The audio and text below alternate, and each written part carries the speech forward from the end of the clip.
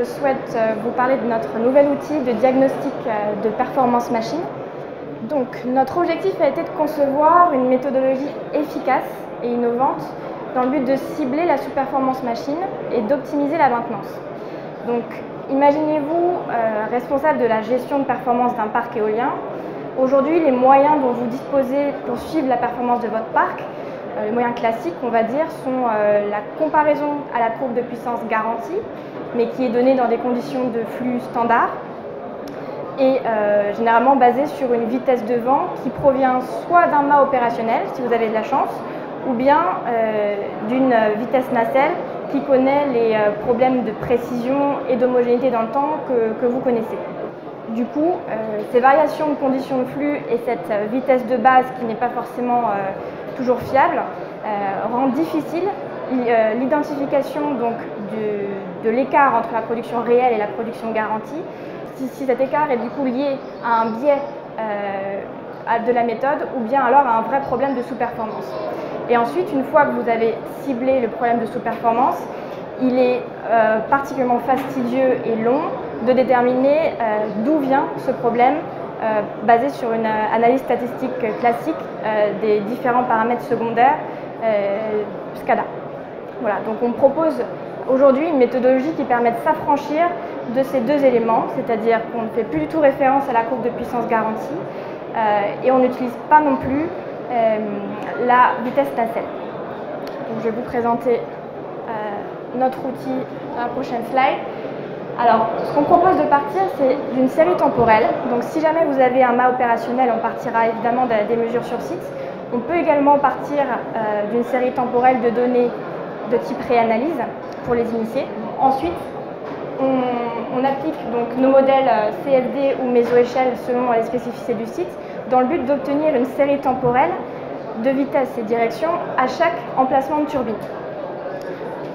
On obtient également donc, des conditions de flux, vitesse, turbulence, cisaillement, etc. pour à chaque location de turbine. Ensuite, on a développé des algorithmes de machine learning qui permettent, sur la base de l'ensemble des données opérationnelles dont vous disposez sur votre site, de déterminer la réponse la plus probable de la turbine sur un set de conditions de flux données. C'est-à-dire que pour telle condition de vitesse, de cisaillement, de turbulence, etc., on va déterminer la réponse statistiquement la plus probable, réponse donc en production d'énergie. Donc le but est d'obtenir ainsi une série temporelle de puissance modélisée qui considère les variations spécifiques du flux de vent sur votre site. Cet algorithme-là est spécifique au site, est basé sur les données opérationnelles disponibles sur votre site. Ensuite, le but est d'obtenir du coup une courbe de puissance qui soit multidimensionnelle sur la base donc, de séries temporelles modélisées, donc qui ne soit pas uniquement en fonction de la vitesse, mais également en fonction de l'ensemble des paramètres de flux de vent que l'on a pris en compte. On obtient ainsi une puissance modélisée qui est une nouvelle référence de comparaison à la production réelle. Donc, dans le graphe présenté ci-dessous, on voit la production garantie donc en vert, c'est la courbe la plus basse, et ensuite la courbe en bleu, donc c'est la production réelle, et la courbe en violette, c'est notre production modélisée. Donc première bonne nouvelle, l'écart entre la production réelle et la production modélisée est bien moins important que l'écart entre la production garantie et la production réelle. Donc ça, c'est probablement sur cet exemple-là, c'est probablement dû à un problème de calibration de l'anémomètre nacelle. Ensuite, on va s'intéresser à l'écart entre la production réelle et la production modélisée. Et cet écart n'est pas critique en soi, mais c'est plus la variation de ces écarts qui va éventuellement renseigner sur un problème de sous-performance. C'est-à-dire que si à un moment donné, l'écart entre la production modélisée et réelle est fixé et que sur la série temporelle obtenue donc au cours de la vie opérationnelle du parc, cet écart s'est creusé, ça renseigne du coup sur un potentiel problème de sous-performance. Donc du coup, on va utiliser l'écart type de cet écart, de cette différence entre la production modélisée et la production réelle comme indicateur de sous-performance de la machine. Donc cette différence, on appelle ça résidu. C'est du coup l'écart type des résidus qu'on va analyser par la suite. Donc, je vais vous montrer un petit exemple aux écarts types des résidus, donc, qui est l'écart entre la production réelle et la production modélisée, qui est un indice de la prévisibilité de la production d'énergie à une machine donnée. Donc ici, on a fait tourner du coup cet algorithme sur un site. Chaque point représente du coup une turbine, et plus on est dans le rouge, plus il est difficile de prédire l'énergie. Donc ça correspond ici du coup à un écart type important sur ces résidus. La première étape de l'analyse permet de cibler les machines, statistiquement parlant, qui ont plus de chances de poser des problèmes de sous-performance. Donc du coup, ça va permettre de prioriser les machines pour lesquelles il va falloir étudier un petit peu dans le détail les paramètres SCADA.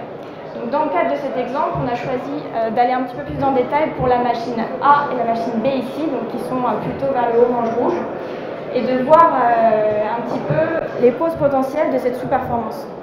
Donc on a mené une analyse statistique de type par composante principale pour identifier la dépendance entre ces résidus et des paramètres SCADA secondaires qui vont du coup nous renseigner sur quelle inspection mettre en place pour corriger le problème. Donc pour la turbine A, c'est plutôt des signaux de type composant qui ont été identifiés comme étant importants du coup. Les résidus dépendent principalement du coup de ces signaux-là. Et on a pu conseiller du coup à notre client une inspection ciblée sur l'unité hydraulique de la turbine. Dans l'exemple B, on n'a pas eu de signaux de type composant qui se sont dégagés, ce sont plutôt des signaux de type mécanique. Et dans ce cas-là, cette machine a été jugée intéressante pour vérifier s'il y avait un problème éventuellement de pitch ou de yaw. Donc étant donné qu'on n'a pas de signaux spécifiques pour l'alignement du yaw, c'est quand même une cause probable ici de la sous-performance. Donc dans cet exemple-là, on a accompagné notre client pour mettre en place un lidar nacelle et pour identifier du coup s'il y avait un vrai problème d'alignement nacelle. Donc effectivement, 4 degrés de différence ont été identifiés et du coup le problème a été corrigé, ce qui a résulté en plusieurs pourcents d'augmentation de la production. Donc au final, cette méthode permet une approche vraiment globale de l'ensemble des problèmes de performance du parc et permet également de classer par de priorité les machines sur lesquelles il est intéressant de s'y pencher. Du coup, par priorité, les machines sur lesquelles les gains en énergie sont potentiellement les plus importants. Ça vaut pour les machines, mais également pour les causes potentielles de sous-performance. Donc toutes ces causes et ces machines, on peut les quantifier du coup par cet outil. Ça permet du coup d'optimiser la maintenance par la suite. Donc aujourd'hui, ces algorithmes de machine learning sont spécifiques au site. On a pour objectif donc de développer ce produit et de l'étendre à l'ensemble de notre base de données, 3 gigawatts, 1500 turbines, ce qui permettra dans le futur de cibler la performance de votre modèle de machine par rapport à un échantillon significatif du même modèle de machine dans notre base de données.